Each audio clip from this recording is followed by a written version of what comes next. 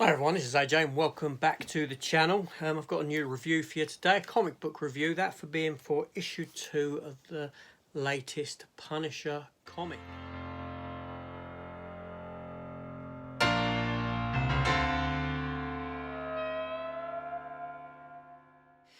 Yeah, I did review issue 1 when that first came out, so I've just sat down and read issue 2 and I'm going to give you my thoughts on it and a quick story breakdown.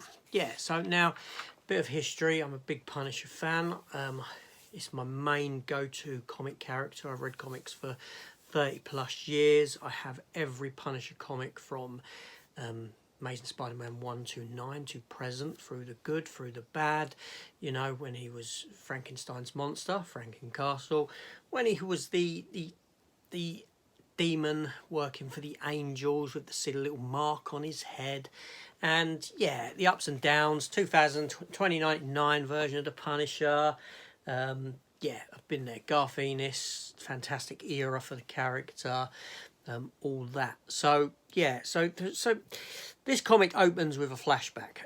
It opens with like a psychiatrist talking to a young Frank Castle, who's apparently getting into a bit of trouble at school, and we come to find out that through Frank Castle's thoughts that there is, you know, that he's got guns hidden at home and knives hidden at home, but he's picking on bullies essentially. He's not picking on it, he's defending people from bullies. Yeah, so there's like this good part of him as a child, but you know, there's all this other stuff as well going on.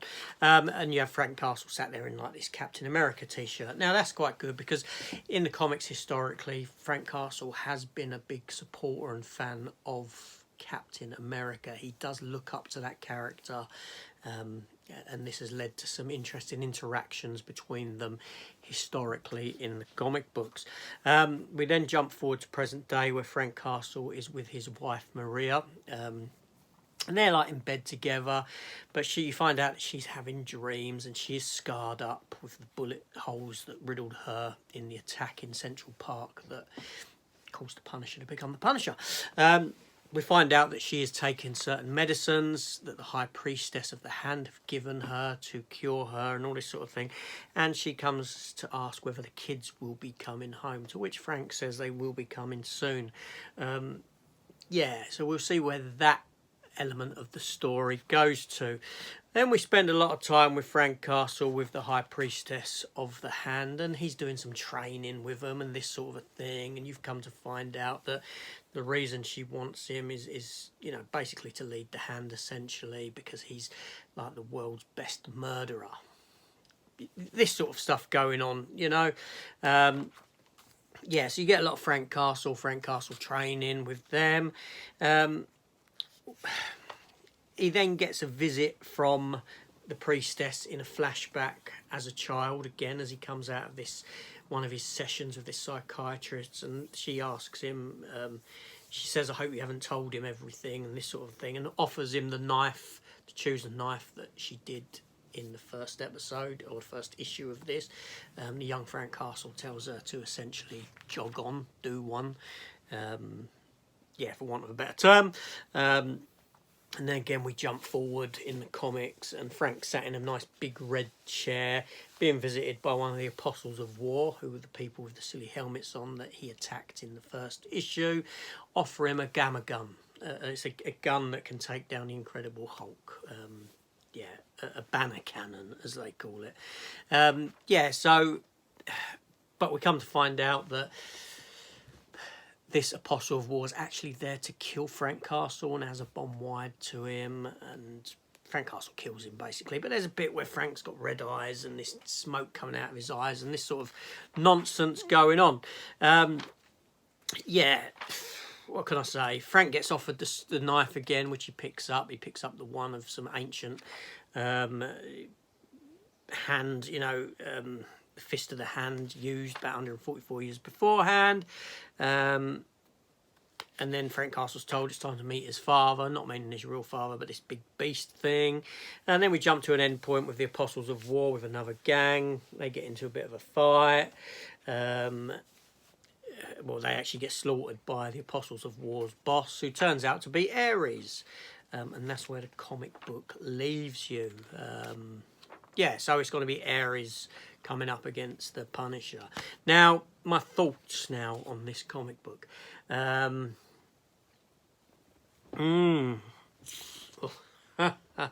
Okay, the art is okay.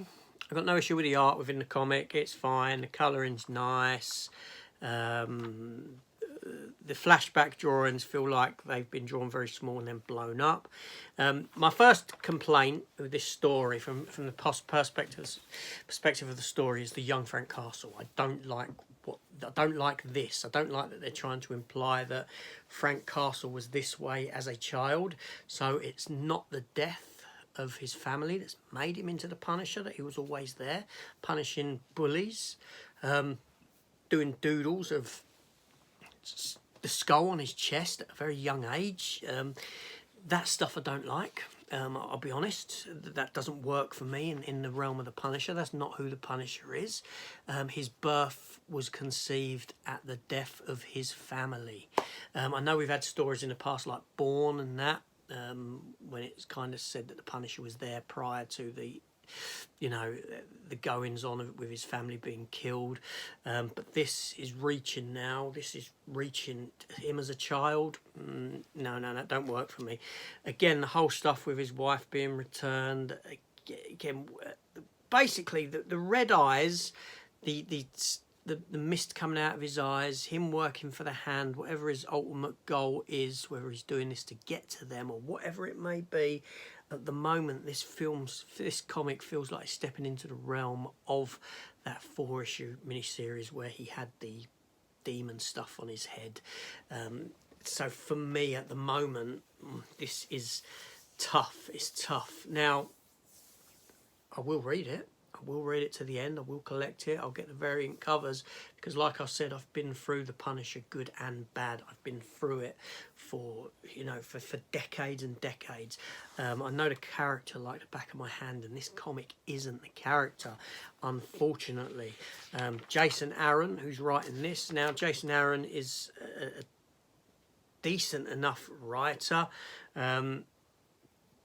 but this isn't working. As a Punisher comic, it's not the Punisher. They need to get it back to that gritty street element, and no doubt they will at some point. They will realise that this is not a particularly good story or good route to take the Punisher down. I'm hoping that there will be a turnaround later on within this series where we find out that, you know, he's just playing them along or something like this. But at the moment, it's quite a difficult read. Anyway, that was it. Just my thoughts on this issue 2 of The Punisher. I did get a variant cover as well for it. But yeah, so there we go.